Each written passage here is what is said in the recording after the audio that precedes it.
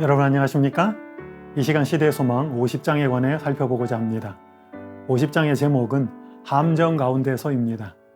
야생동물을 잡기 위해 불법으로 설치한 덫에 사람이 다쳤다는 영상을 최근에 본 적이 있습니다. 덫이 설치된 곳은 많은 사람이 이용하는 한 생태공원의 산책로 부근이었습니다. 덫은 짐승 따위를 잡기 위해 설치한 도구를 말합니다. 덫은 또한 비유적으로 사람을 해치기 위한 계략 따위를 가리키는 말로도 쓰입니다. 함정과 비슷한 뜻이지요. 유대 관원들은 예수님을 공경에 빠뜨리기 위해 끊임없이 함정을 만들었습니다. 예수님이 안식일에 베데스다에서 병자를 고친 후부터 종교 지도자들은 그분을 죽이려고 음모를 꾸몄습니다. 예수님이 마지막으로 참석한 초막절 때도 예외가 아니었습니다. 율법사들이 예수님께 나와서 그분이 무슨 권세로 가르치는지 물었습니다.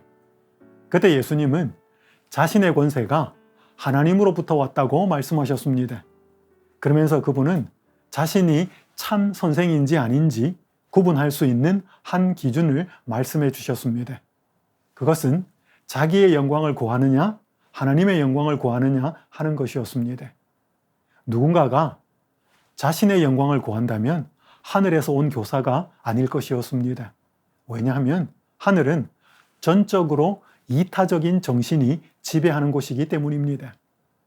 요즘 의대 증원을 둘러싸고 정부와 의사들의 갈등이 심해지고 있습니다. 얼마 전에 한 신문에서 이런 칼럼을 읽었습니다. 각자 줍 하나를 튕기는 이기심의 전면전은 답을 찾기 어려운 문제다. 이 고차 방정식에서 답을 찾는 길은 각자의 이익을 조금씩 내려놓고 건설적인 논의를 하는 데서 시작된다. 과정은 지난하겠지만 풀지 못할 문제는 아니다.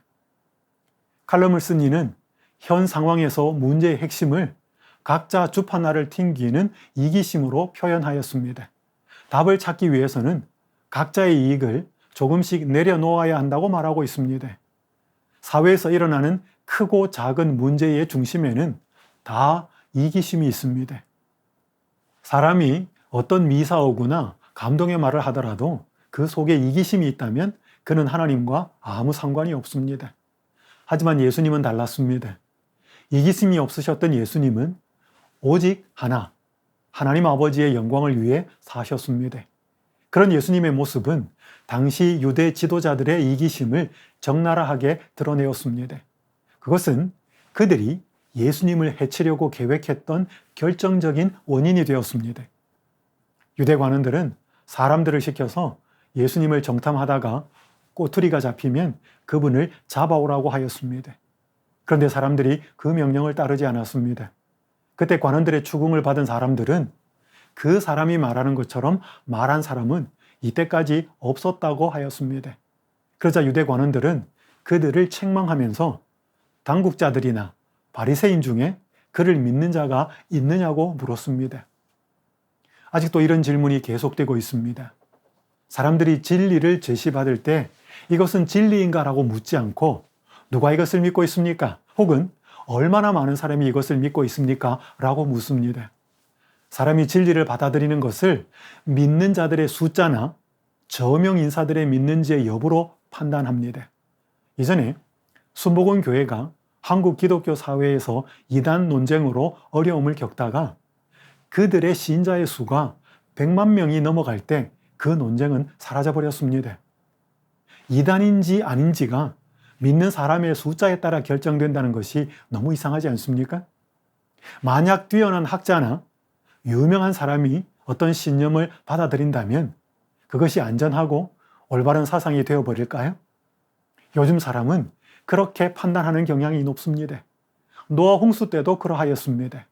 사람들은 학식이 있고 높은 지위에 있는 자들이 방주에 들어가지 않는 것을 자신들이 방주에 들어가지 않는 핑계로 삼았습니다. 오늘날 많은 사람이 당시 유대인처럼 예수님을 믿는 믿음을 다른 사람에게 맡기고 있습니다. 시대소망 459페이지는 이렇게 말씀합니다. 우리는 모든 사람의 가르침을 성경 말씀으로 시험해야 한다. 순종하기 위해 진리를 알고자 기도하는 마음으로 성경을 연구하는 사람은 누구든지 거룩한 조명을 받게 될 것이다. 누구든지 열린 마음으로 성경을 연구한다면 성령의 인도하심을 따라 예수님이 누구인지 진리가 무엇인지 알게 될 것입니다. 니고데모의 중재로 인해 유대 관원들의 음모가 잠시 주춤하는 것 같았는데 그들은 한 여인을 간음하도록 유인함으로 예수님을 다시 함정으로 몰아갔습니다. 초막절 기간의 한 이른 아침에 예수님이 성전에서 가르치고 계실 때 바리새인들과 서기관들이 간음하다 잡힌 여자를 끌고 왔습니다. 그들은 예수님을 굉장히 존경하는 척 연기하면서 모세의 법에 의하면 그런 자는 돌로 쳐야 하는데 그분은 무엇이라고 말할 것인지 물었습니다. 예수님이 그녀를 돌로 치라고 한다면 로마인이 가진 사법권에 대한 월권 행위가 될 것이었습니다. 반면에 그 여인을 정죄하지 않는다면 모세의 법을 무시한다는 비난을 받게 될 것이었습니다. 예수님은 이러지도 저러지도 못할 함정에 빠진 것처럼 보였습니다. 그때 예수님은 말없이 손가락으로 땅에 무언가를 쓰셨습니다.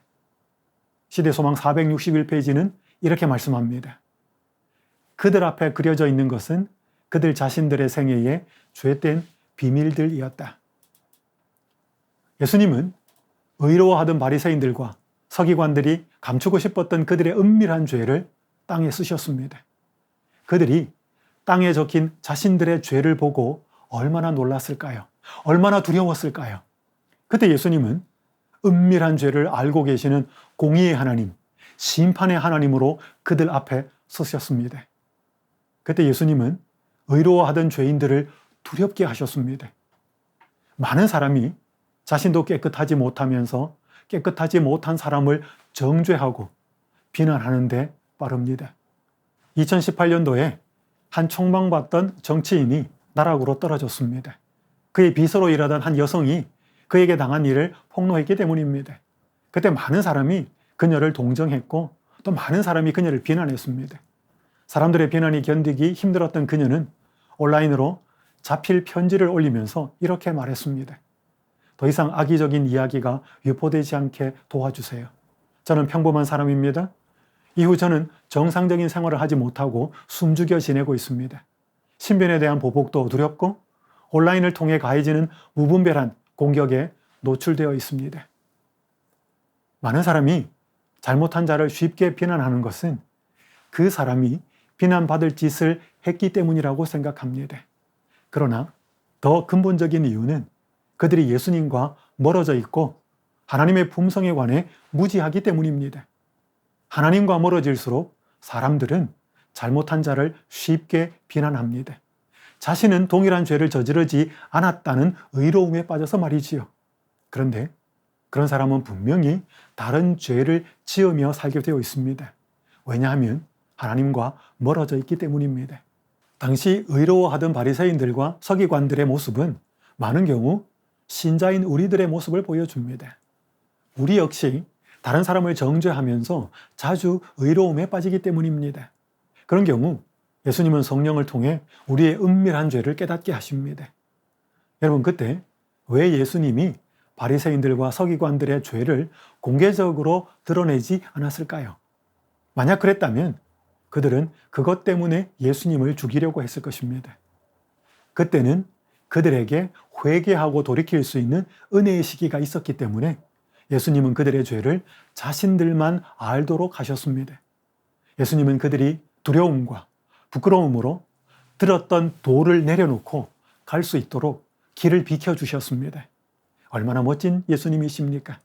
우리가 은밀한 죄를 짓고 있어도 아직은 예수님께 돌아갈 수 있는 은혜의 시간이 남아 있습니다.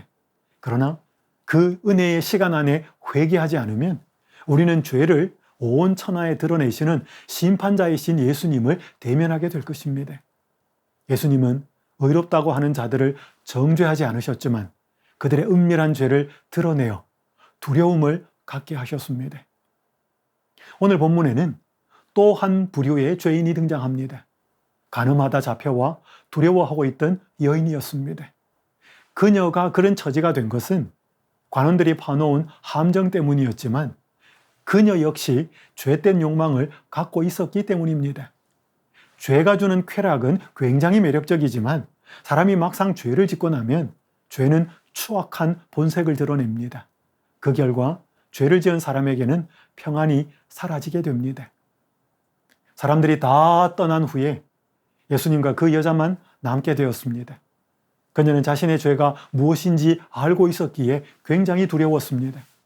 그런 그녀에게 예수님은 나도 너를 정죄하지 아니하노니 가서 다시는 죄를 범하지 말라 라고 말씀하셨습니다.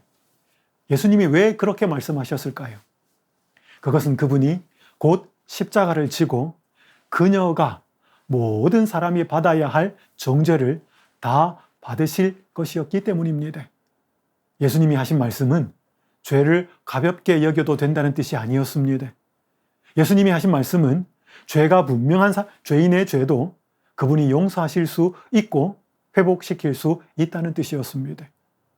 예수님은 자신이 죄인인 줄 알고 두려워하던 여인에게 용서를 베푸는 하나님으로 쓰셨습니다.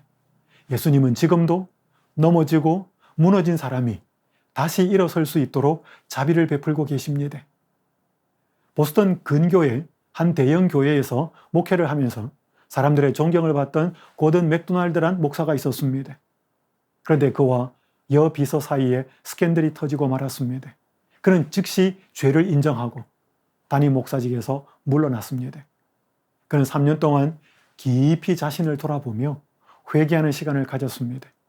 후에 하나님의 은혜와 주변에 돕는 사람들을 통해 그가 사역에 복귀를 하면서 이렇게 고백하였습니다. 저도 실패했습니다. 저도 모든 것을 잃는다는 게 무엇을 의미하는지 잘 알고 있습니다. 그런 순간에는 당신을 믿어왔던 사람들이 당신을 떠나 다시는 나타나지 않게 되는 경우도 있습니다. 그러나 중요한 것은 그 실패의 순간에 하나님이 하시는 말씀이 무엇인지 귀 기울여야 한다는 것입니다. 그 목사님은 실패의 순간에 하나님이 하시는 말씀에 분명하게 귀를 기울였습니다. 그 말씀이 무엇이었는지는 잘 모르겠지만 분명한 것은 우리 역시 믿음에서 실족할 수 있는데 그때 하나님께서 하시는 말씀에 귀를 기울여야 한다는 것입니다. 그때 예수님은 분명히 나도 너를 정죄하지 않는다. 내가 당해야 할 수치를 십자가에서 내가 다 당했다. 내가 힘을 줄 것이니 다시 일어서라. 라는 말씀을 분명히 성령을 통하여 들려주실 것입니다.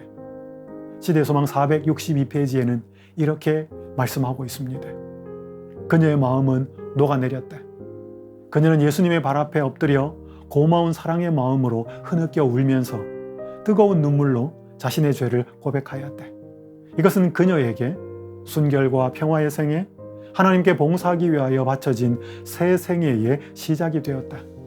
이 타락한 영혼을 구원하기 위하여 예수께서는 가장 흉악한 육체적 질병을 고칠 때보다도 더 큰 이적을 행하셨다. 바로 그날 그 여인에게는 새 생애가, 새로운 삶이 시작되었습니다.